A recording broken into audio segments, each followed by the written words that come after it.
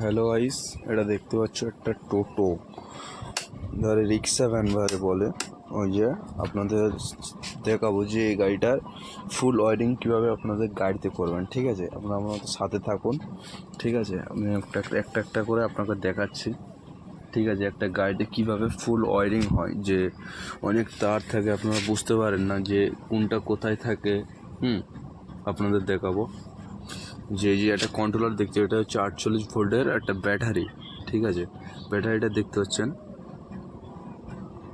আপনাদের দেখাচ্ছি।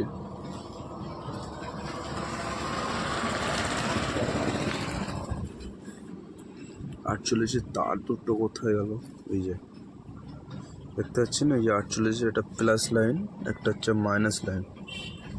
ঠিক আছে, এখন এই প্লাস লাইনটা আমরা দিচ্ছি এখন চাবির সুইচ।